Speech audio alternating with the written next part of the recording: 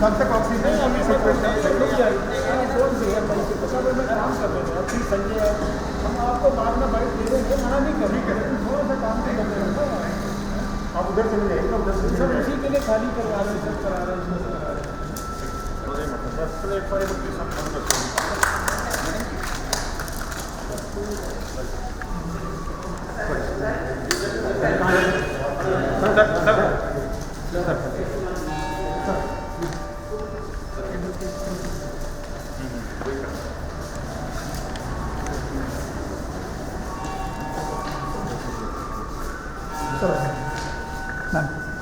Excuse me, sir. Excuse me. For the picture, please. Yeah.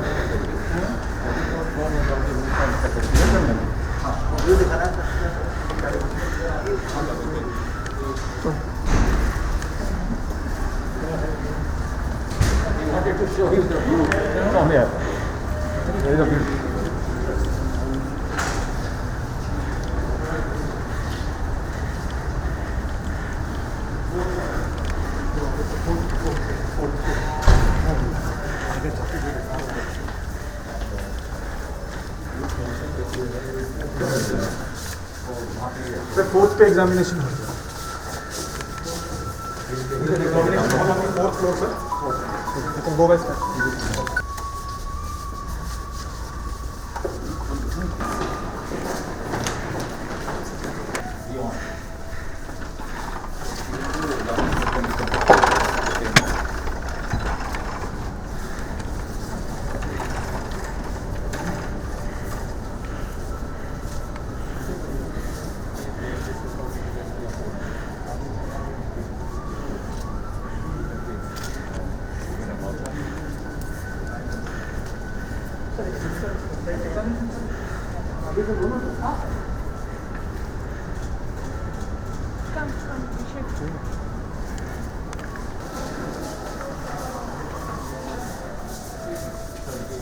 अगर आप faculty देख सकते हैं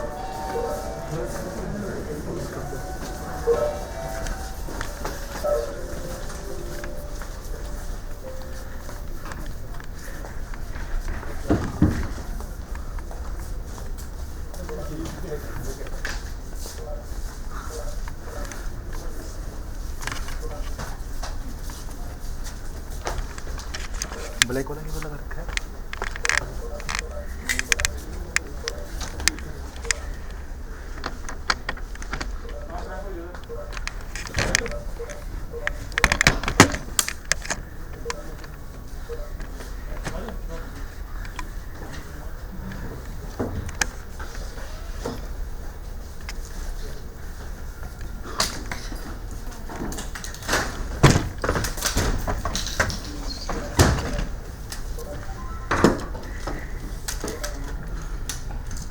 Good afternoon and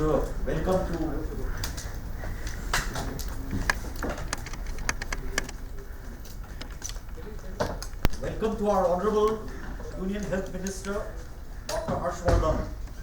We begin with a small verse, a poem, which we have all composed as a mark of dedication to this day amidst COVID pandemic.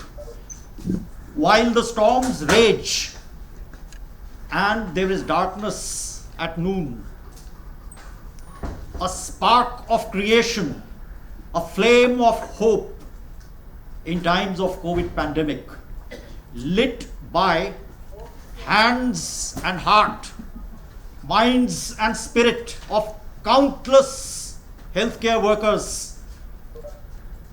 To them all, we dedicate this monument of hope, the academic block, on this pandemic day, 29th of April 2021. And in times to come, when storms will strike again, this flame of hope will stand by you, by us, as we rise to touch the star. Per Ardua ad Astra. Thank you.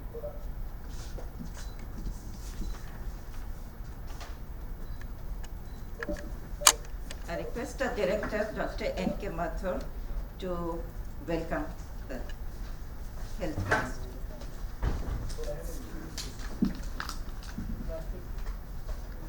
Respected Honorable Minister of Health and Family Welfare, Dr. Harshvardhan ji, Honorable Minister of State, Shri Ashwini Chaubey ji, Secretary Health and Family Welfare, Mr. Rajesh Bhushan, Director General Health Services, Dr. Sunil Kumar, Vice Principal Dr. Aparna Agarwal, my trusted colleague Dr. Anil Gutu, faculty members, residents, students, nurses and nursing students, medical MD of HSCC, administrative staff, friends and dignitaries on dais and on the podium, and dear friends. Sirs, on behalf of Lady Hardinge Medical College, it is a great privilege for me as its director to welcome you, sir, and other honorable dignitaries to Lady Hardinge Medical College today in the middle of pandemic of COVID-19, when academic block is being dedicated to corona warriors and is being put to use. Actually, the pandemic emergency has necessitated today to inaugurate the academic block on priority, because we want to decongest the hospital from other activities and services like academic activities and faculty offices, so that more beds can be created for the COVID treatment. Also, since most of the hospital area is now COVID area, we wanted to fast shift the offices of the faculty to academic block so that they are able to work from a safer environment. Actually, the students and the faculty of this college have waited very long for this day. But unfortunately today, when we are ready to move into the building, we cannot physically be all together over here. Nonetheless, inauguration of the block is a dream come true for the faculty and the students. And for this, we are ever grateful to you, sir, your ministry, Directorate General of Health Services, HSCC, and other agencies which were involved in making this day possible. The block has 4 lecture theatres, 1 auditorium, examination hall which is very large to accommodate 400 students, seminar halls, research labs, students lab, skills lab, a bank, 2 canteens, and faculty offices. This will meet the students and faculty demands and also provide increased space for teaching and research as per NMC norms. We are working very hard to develop skill lab in this building and have already submitted an initial concept proposal for the same after visiting skill labs of some institutes like All India Institute of Medical Sciences, New Delhi. We are sure that this academic block will become a hub of all teaching and research activities. We feel that this facility, which is a part of comprehensive redevelopment project, will also help the institute retain and even improve its enviable position amongst the medical colleges of the country. We are also confident that in a short span, we will also have the hospital side of the CRP Phase 1 ready for use. Thank you all for joining us physically as well as virtually in today's event. Jai Hind.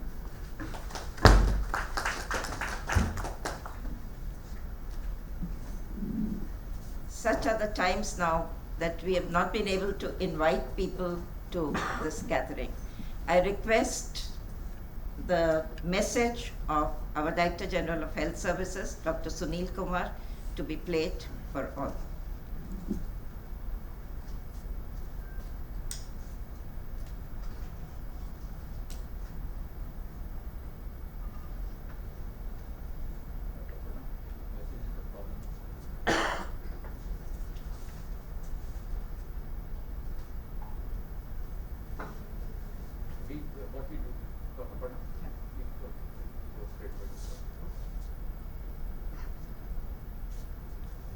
I'll request the Honorable Health Minister, Shri Harshvardhan Ji, to please deliver his address.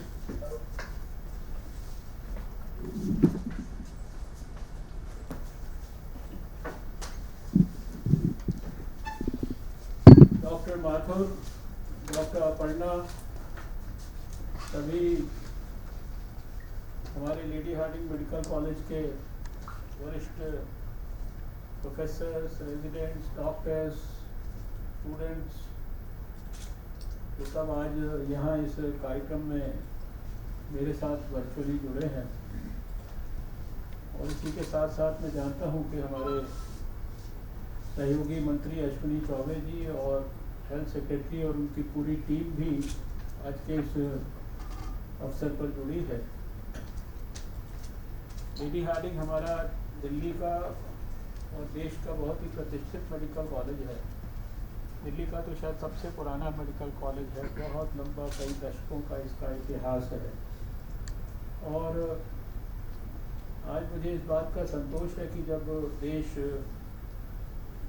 Covid के खिलाफ अपनी जंग में हर तरीके से contribute कर रहा है, और विशेषकर हमारे कोविड वॉरियर्स, डॉक्टर्स, हमारे नर्सेज, अस्पताल में काम करने वाले अन्य सभी हेल्थ वर्कर्स, फ्रंटलाइन वर्कर्स, उन्होंने 1.25 साल लगातार कोविड के खिलाफ जंग को लड़ा है, और समय की परिस्थिति के हिसाब से जो कुछ आवश्यक है उसको मोल्ड कर नई व्यवस्थाओं को क्रिएट करने का प्रयास किया है। आज मुझे इस बात का संतोष है कि हमारे CSIR के मदद से जो हमारी साइंस मिनिस्ट्री है वो भी साथ में लगी है, देश में कहाँ हम बेड्स को इम्प्रूव कर सकते हैं, स्ट्रेंथ को इम्प्रूव कर सकते हैं। तो जो पहला ब्लॉक मैंने विज़िट किया था, वहाँ 240 बेड्स और नए, जो कि सप्ताह भर के अंदर पूरी तरह से CSIR की मदद से फंक्शनल हो जाएंगे, जिन पर पूरी तरह से ऑक्सीजन सपोर्टेड सर्विसेज, मॉनिटर्स, और उन 280 बेड्स में से 80 के ऊपर वेंटिलेटर्स भी उपलब्ध होंगे। ये अपने आप में एक बहुत बड़ा, जो अभी कोविड के खिलाफ लड़ाई में बेड्स इत्यादि की, और विशेषकर ऑक्सीजन सपोर्टेड बेड्स की, जो देश में लोगों को कहीं परेशानी महसूस हो रही है, तो उसमें ये बड़ा सहयोग करेगा। ये भी आज एक बहुत महत्वपूर्ण निर्णय हुआ कि हमें, क्योंकि अपने ओल्ड बिल्डिंग में और ज़्यादा बेड्स को क्रिएट करना है, और ज़्यादा बेड्स को क्रिएट करने के लिए वहाँ पर पहले ही लगभग 270 बेड्स हम लोगों ने पिछले दिनों में क्रिएट किए थे। आज उसमें 112 बेड्स का और इजाफा किया है और इसी तरीके से 30 बेड्स का इजाफा जो हमारा कलावती शरण अस्पताल है वहाँ पर बेड्स को एक प्रकार से रीअप्रोप्रिएट करके नॉन कोविड, और उसमें भी 30 बेड्स कोविड के लिए व्यवस्था की गई है। और ये सारे बेड्स को क्रिएट करने के लिए जो कुछ उस बिल्डिंग में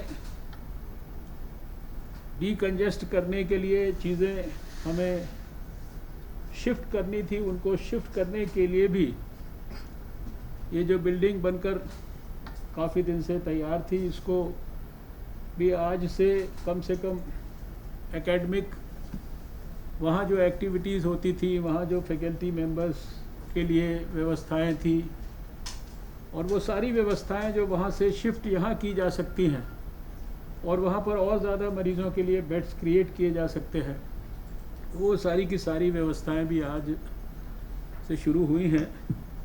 मैं हृदय से डॉक्टर माथुर और उनकी टीम को धन्यवाद करता हूं, और उन्होंने कहा कि अभी इससे ज़्यादा बड़े लेवल पर भी, एक और बड़े लेवल तक भी हम अपना एक्सपेंशन जो है उसको जैसे जैसे आवश्यकता पड़ती है कर सकते हैं। आज भी जैसे 280 बेड्स, फिर 270 बेड्स, और फिर उसके ऊपर 112 बेड्स, और उसके ऊपर 30 बेड्स, और फिर आने वाले समय के लिए भविष्य में ज़रूरत के हिसाब से और फर्दर एक्सपेंशन की प्रक्रिया को हम लोग सुदृढ़ करेंगे। मैं इस अवसर पर सभी कोविड वॉरियर्स को हृदय से नमन करता हूँ। डॉक्टरों ने, आपने सबने 1 साल तक, पहले भी मैं यहाँ लेडी हार्डिंग मेडिकल कॉलेज में 2020 में भी आया 2 बार, और मैंने देखा कि किस प्रकार से डेडिकेशन और कमिटमेंट के साथ हम लोगों ने अपने कोविड मरीज़ों के प्राण की रक्षा के लिए अपने आप को समर्पित किया। आज भी यहाँ जब आया हूँ तो पिछले साल से ये फ़र्क है कि यहाँ एक व्यवस्थित, सुव्यवस्थित तरीके से वैक्सीनेशन का कैंपेन भी चल रहा है। इस बीच में देश में 2 वैक्सीन्स भी जो है भारत के लोगों के लिए उपलब्ध हो गई हैं, और आज जब हम अभी लेडी हार्डिंग मेडिकल कॉलेज में वैक्सीनेशन की सुव्यवस्थित प्रक्रिया को देखकर आए हैं, तो मुझे खुशी है कि भारत ने 15 करोड़ से ज़्यादा डोजेज़ जो हैं वो अपने 45 साल से लोगों के, बड़े लोगों को, और उसके साथ साथ अपने हेल्थ वर्कर्स को, अपने फ्रंटलाइन वर्कर्स को उपलब्ध करा दी है। अभी 2 दिन के बाद देश में एक नया फेज़ वैक्सीनेशन का प्रारंभ होगा, जिस फेज़ के तहत 18 साल से ऊपर के हमारे नौजवान भाई बहन दोस्त, उनका भी वैक्सीनेशन शुरू होगा। और कल मैं देख रहा था कि हमारा जो कोविन प्लेटफॉर्म है, शायद दुनिया का सबसे ज़्यादा बड़ा, सबसे ज़्यादा सफल, सबसे ज़्यादा डिजिटली टेक्नोलॉजिकली साउंड प्लेटफॉर्म, जिसके ऊपर एकदम सीमलेस तरीके से 15 करोड़ से ज़्यादा लोगों का वैक्सीनेशन, उनका रजिस्ट्रेशन हुआ। कल 3 घंटे के अंदर अंदर कोविन प्लेटफॉर्म को स्टार्ट करने के बाद मैंने देखा कि 88 लाख उसके ऊपर हमारे नौजवान अपने आप को वैक्सीनेशन के लिए बुक कर चुके थे, और अब जैसे जैसे उनको जो अपॉइंटमेंट्स मिलती जाएंगी वो अपना वैक्सीनेशन कराएंगे। और ये सारी की सारी प्रक्रिया अपने आप में पूरी तरह से सीमलेस तरीके से हुई है। हमारा संघर्ष जारी है। 1 साल में जो भी अनुभव हम सब ने मिलकर प्राप्त किया है, उस संपूर्ण अनुभव का पूरी गहराई और गंभीरता से इस्तेमाल करते हुए, जिस प्रकार से 1 वर्ष आपने सबने मिलकर काम किया है, ऐसे ही अभी जो इस समय एक जो अचानक पिछले 1.5-2 महीने में जो केसेस में तेज़ी से बढ़ोतरी हुई है, उसके कारण जो आप सबके वर्किंग के ऊपर जो प्रेशर आया है, दबाव आया है, स्ट्रेस आया है, इसको भी हम उतनी ही आत्मविश्वास के साथ उसको हैंडल करेंगे और उसके साथ हम उसी प्रकार से लोगों की चिंता करेंगे। मुझे पूरा इस बात का विश्वास है, क्योंकि जब लड़ाई शुरू की थी तब तो वायरस के बारे में कुछ भी नहीं पता था। अब तो वायरस के बारे में बहुत कुछ पता लगा है और वायरस किस प्रकार का बहुरूपिया है, कैसे अपने भेष बदलता है, कैसे भेष बदल कर हमारे सामने आता है, वो सारी चीज़ों का भी हमारे मेडिकल कम्युनिटी को, साइंटिफिक कम्युनिटी को ध्यान होता जा रहा है। और जिस प्रकार से तेज़ी से लोग वायरस की चपेट में आ रहे हैं, उसी प्रकार से उतनी तेज़ी से लोग ठीक भी हो रहे हैं। आज सवेरे मैं देख रहा था कि 2,70,000 के करीब लोग पिछले 24 घंटे में ठीक होकर अपने अपने घर पर चले गए। और आज इतनी विषम परिस्थितियों के अंदर भी शायद दुनिया में सबसे कम 1.11 हमारा फैटेलिटी रेट है। लेकिन मैं हमेशा से ये मानता हूँ कि मृत्यु एक भी होती है, ये रेट का विषय नहीं है, वो कष्टदायक होती है, दुर्भाग्यपूर्ण होती है, उस परिवार के लिए एक बड़ी आपदा होती है। इसलिए सबको मिलकर हमें कोविड के मरीज़ों को पूरी गहराई और गंभीरता से उनके इलाज के ऊपर, उनके डायग्नोसिस के ऊपर, उनको टेली कंसल्टेशन के माध्यम से सही सलाह देते हुए, क्योंकि बहुत सारे लोग सलाह के अभाव में भी अस्पतालों की तरफ दौड़ रहे हैं, उनको शायद इस प्रकार की ठीक प्रकार से कॉन्फिडेंस और जानकारी नहीं हो पा रही है कि वो घर में रहकर भी अपना पिछले साल की तरह इलाज करा सकते हैं। इसलिए जिसको टेली कंसल्टेशन से हम अपनी ऑब्जर्वेशन में रख सकते हैं, जिसको सही एडवाइस दे सकते हैं और जिसको जिस भी चीज़ की आवश्यकता है उसको सुलभ ढंग से उपलब्ध कराने का हम सब लोग प्रयास करें। जो बराबर लगातार 1-1.5 साल से बात कही जा रही है कि सबसे बड़ा हथियार हमारे पास कोविड एप्रोप्रिएट बिहेवियर है। इस मास्क से बड़ा कोई हथियार नहीं है, ये कम से कम मैं व्यक्तिगत तौर पर भी 1.25 साल में समझ पाया हूँ। तो बार बार देशवासियों को हर बार हम और हमारे प्रधानमंत्री जी इस बात के लिए आगाह करते हैं कि जो मर्जी करते जाइए, लेकिन ये कोविड अनुकूल व्यवहार मत भूलिए, 2 गज की दूरी को मत भूलिए, हाथ को साबुन से धोने की प्रक्रिया को मत क्षीण होने दीजिए, उसको मत भूलिए।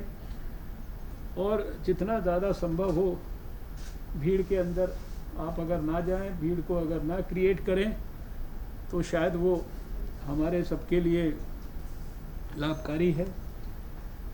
ज़रा सा भी डाउट है, ज़रा सा भी कोई सिम्टम है, तो हम अपना टेस्ट ज़रूर कराएं। और हम सब ने देश में देखा है कि एक लेबॉर्ट्री से जो यात्रा शुरू हुई वो आज 2490 लेबॉर्ट्रीज तक पहुंच गई है। जो कुछ हज़ार टेस्ट भारत में होते थे, आज हमारी रोज़ के टेस्ट करने की जो कैपेसिटी है भारत के अंदर जो है वो 25 लाख से ज़्यादा हो गई। 17 लाख से ज़्यादा रोज़, हर रोज़। कल भी करीब 17.5 लाख, 18 लाख टेस्ट जो है भारत के अंदर हुए हैं। और सारे देश में थोड़ा सा डिस्टेंस ट्रैवल करने पर एक लेबॉर्ट्री की फैसिलिटी है।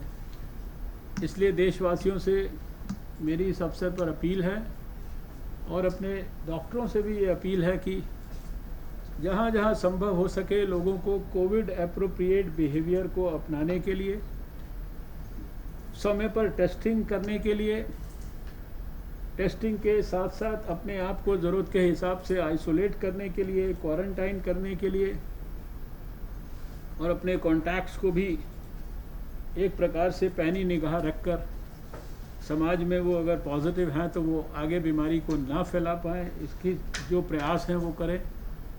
और फिर जो साथ में जो आवश्यक ट्रीटमेंट है वो सारा का सारा हम अपने देश के लोगों को दें। मैं विश्वास के साथ कह सकता हूँ कि जिस प्रकार से फरवरी के महीने में हमने अपने केसेस की संख्या को 10,000 से भी नीचे पहुंचा दिया था, ये हम सब के सफल प्रयासों से, सामूहिक प्रयासों से, total whole of government, whole of society approach के कारण, प्रीएम्प्टिव, प्रोएक्टिव, ग्रेडेड हमारे रिस्पांस के कारण हुआ था।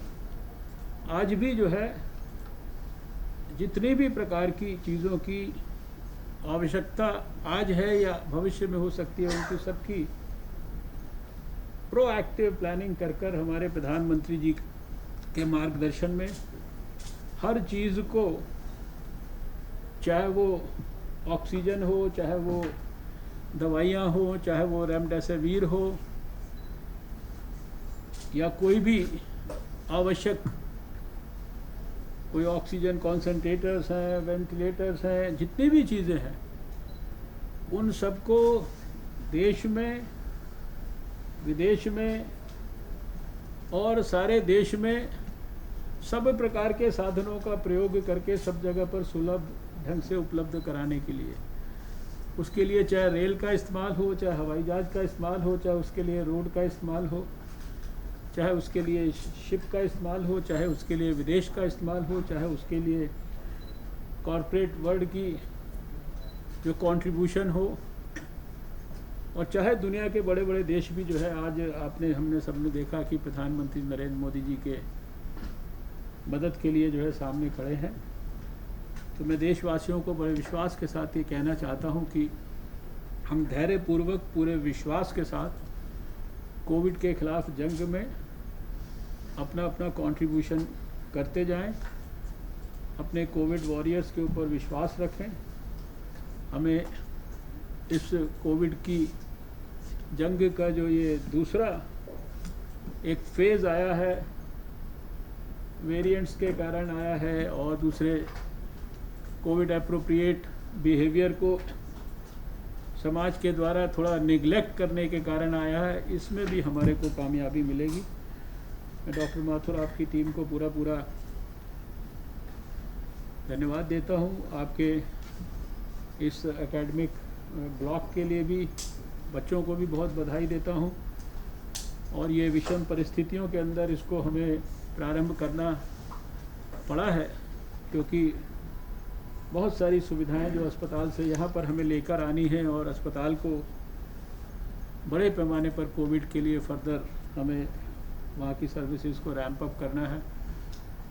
और मुझे पूरा विश्वास है कि आने वाले समय में लेडी हार्डिंग मेडिकल कॉलेज भी विशेषकर दिल्ली में कोविड के केसेस पर काबू पाने में अपनी महत्वपूर्ण भूमिका निभाएगा। आप सबके स्वास्थ्य की बेहतर कामनाओं के साथ आपको बहुत बहुत धन्यवाद।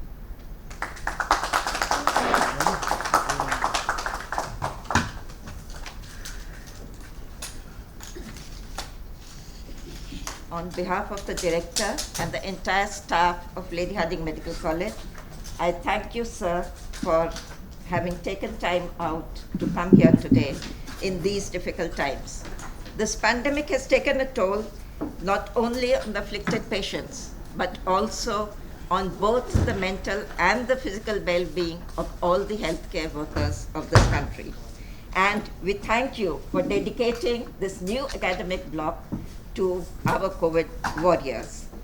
You have been a constant source of encouragement and support to us throughout this pandemic. You helped us initially with the supply of PPE kits for the safety of our healthcare workers, then with upgrading our facilities by providing us with ventilators, monitors, and oxygen concentrators, and now also with the sanction of development of a brand new oxygen plant by CBRI to cater to a 240-bedded inpatient facility with oxygen supply on all beds, the need of the hour today. Words are not enough to express our gratitude to you, sir, and we hope to get your continued support in all of future budgetary allocations for the upcoming buildings and the skill lab. I take this opportunity to also thank our guest of honor, the Minister of State, Shri Ashwini Kumar Chaube ji, who is also there to support us in all our endeavors always.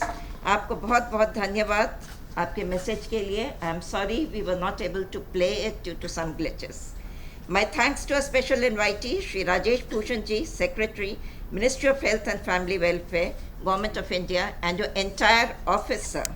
Thank you for your message and being the link between the different ministries and in helping us smoothen our path on many occasions. I would also like to thank another special invitee, our Director General of Health Services, Dr. Sunil Kumar ji, and his office for guiding us time and again. Thank you for joining us virtually on this auspicious occasion. I thank our director and all our previous directors for their untiring efforts in bringing this mammoth project to fruition today. There have been a lot of hiccups in between and long breaks, but at last we have reason to rejoice today. The sweat and toil of innumerable faculty and administrative staff have gone into this journey, and I will not be able to name all of them even if I tried. So a bouquet of flowers and a big thank you to all of them. I take this opportunity to also express our thanks to HSCC represented by the MD, Shri Gyanesh Pandey ji, and his entire team of on-site and off-site, overt and behind-the-scene workers. We hope to see you completing other projects soon in the near future. I thank the press, all government and non-government agencies who have contributed in the venture directly and indirectly. Please excuse me for missing out any important names. I request all of you to rise for the national anthem and then a cup of tea in the new students' canteen after this. Dr. Ananya Ray, please, for the national anthem.